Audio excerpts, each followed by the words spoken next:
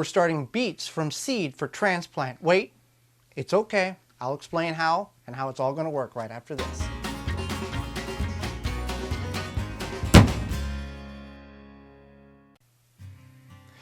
So one of the things that many people have taught us all is don't start beets in seed trays to transplant them out, direct sow them.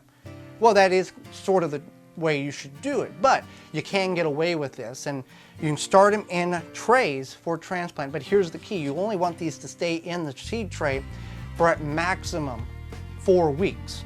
And then you'll just remove the plug and plant it just like you would a transplant, and this has already jump-started your growing of the beets, because if you leave them in the container too long, they're going to start forming a bulb at the junction of the top growth stem and the root, and that's when the beet gets confused and it tries to grow in the container where there's not enough space.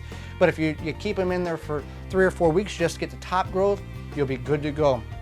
Now we're starting these in just a regular tray here. You can use the little modulars, the 6 or 5 or the 6, 4 or 9 cell trays. We're doing it in a 50 cell tray here. We're not using any root enhancement trays because we don't want the roots to expand. We just want the plant to grow, and it'll be just fine. So the easiest way to go about doing this, we're doing some Detroit dark red beets here. And now the thing about beets you want to keep in mind is each one of these is not one seed. They're clusters of seed. So this will actually, each one of these have 3 to 5 little seeds in each one of these clusters. So the advantage to doing it in a tray like this is you can thin them out and then place them directly in the garden or in approximate the correct distance. If you're just putting them in the garden as a seed here, or a cluster of seeds, you have to go back and thin, and you have to make sure, keep them watered, and you can lose seeds and lose germination by doing it that way. By doing it this way, you'll have a good steady stand of beets. 3 to 4 weeks, we'll get them in the ground, we'll transplant them out. We do have to harden them off because we're not starting them directly outside, but they can take some cold, and it will greatly enhance and speed up your beet harvest.